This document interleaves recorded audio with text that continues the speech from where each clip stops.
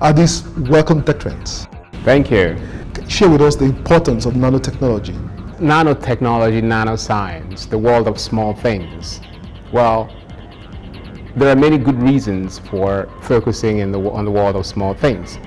Number one, it means that you can make smaller things that are very, very effective. Now, there are two very glaring examples. One is my technology, where I'm using nanoscience to create surfaces that are expansive enough to evaporate a lot of water in a very small space. That's one example. Another example is biotechnology, which is now being used for computing. Biological computing is enabled by nanobiotechnology, right? So now we're using the behavior of cells, the behavior of proteins, to do the switching that is necessary for computation, right? So right now we're using microchips, right, to do that switching. So, well, biological things switch too, so you can use them to do that switching, figure out a way to gather the information, store information, process information with the ability of small things to handle an enormous amount of information. Now, here is one way to look at it. When we are looking with the human eye, we can see things that are big like us and bigger than us, right? So those things that are bigger than us and that are bigger work the same way as the things that are smaller than us. So if you want something to happen, it is better to work with small things because then you can put it in a smaller space. So nanoscience or nanotechnology is crucial because it allows us to compress what is into smaller things that are more effective, because the intelligence of small things is as complex as the intelligence of larger things. So when you rely on the intelligence of small things, then you can solve a lot of problems. So would you say Africa is taking advantage of technologies like nanotechnology that you mentioned? Well, not broadly.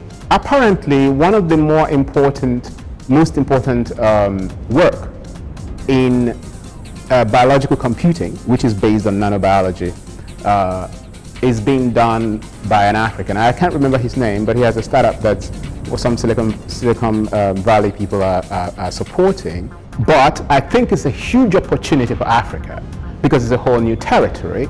We've gained competence in computing. We've gained competence in some other technological areas. Now we have a whole new frontier that the whole world wants to advance onto.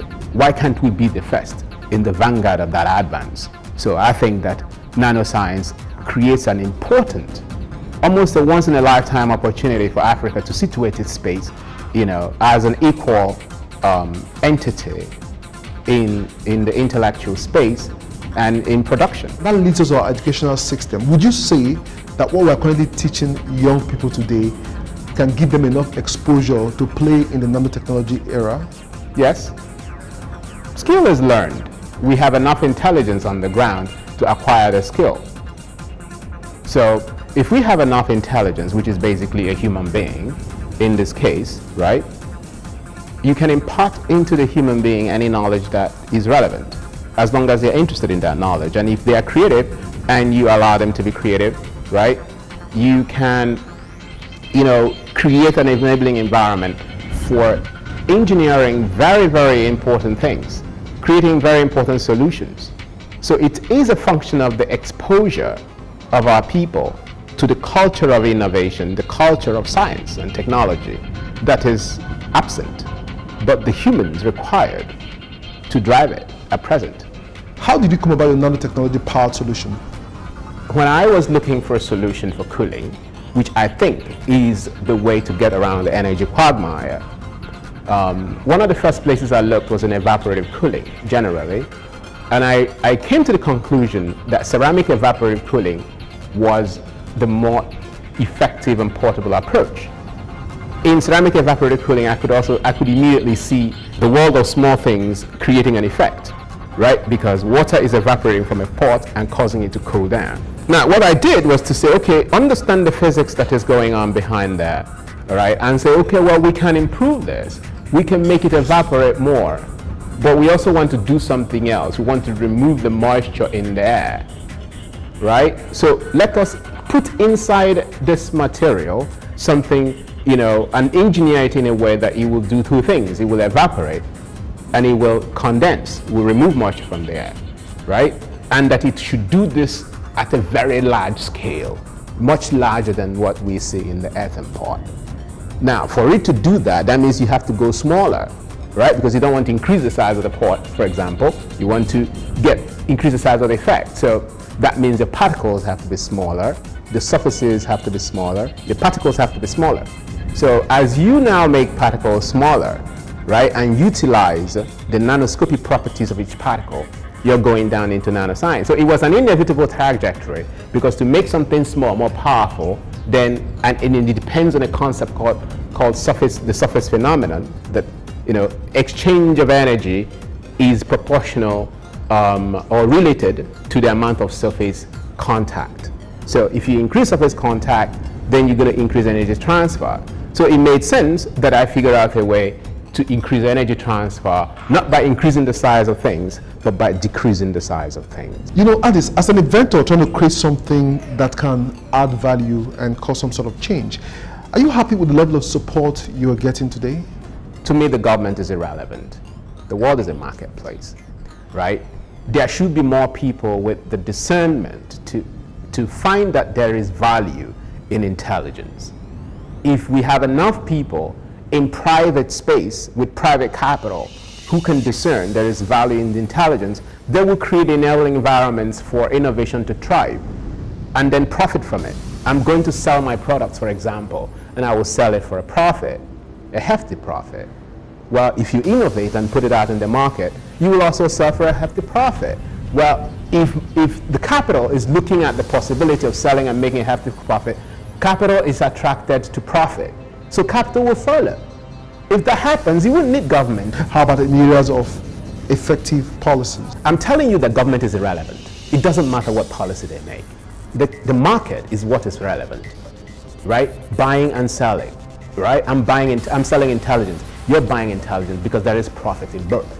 My final question comes in two parts. One, what do you think about the technology ecosystem in general today? And two, where do you see your solution in 5 years?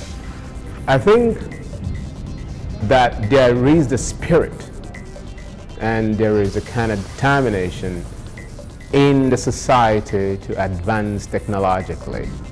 There needs to be an encouragement of that, and there needs to be education on what the other possibilities are, and there needs to be profound instances of success. So that's where I come in. I want to be successful with what I'm doing, because then I can demonstrate that it is possible to start from scratch, think about the problem, turn it into a unique solution, and sell it to the prevailing market, right? Well, like profit motivates. If young people know that they can innovate and sell it and become profitable, many kids will want to be scientists and engineers, and technologists, because they know that they can either produce something, innovate and produce something, or that they can participate in the production of something that is unique, that solves a specific problem, for this society and is profitable. So I need to stand out as an example to others so that I can encourage them. Now, where do I see my technology in 5 years? I have big dreams. I want to be able to see that we are cooling more naturally, that the predominant of our climate control does not hog the energy that we need for other things. If this happens, well then my objective is met, because it's about unbundling, the demand of climate control on the energy equation. Addis, it's been great having you on the show today. Thank you very much and wish you all the best. Thank you very much.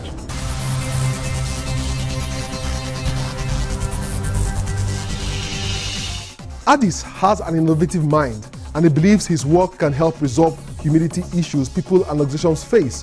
Folks like him need some sort of institutional and public support that will provide them the needed resources to develop further. Let's hope they can get such support from the Federal Ministry of Science and Technology. And that's it on the show today. Do follow us on social media, and don't forget you can watch these and previous editions of the show on the channel's TV YouTube account or via my blog cfatech.ng. For Tech Trends, I'm Chukwemeka Agbata.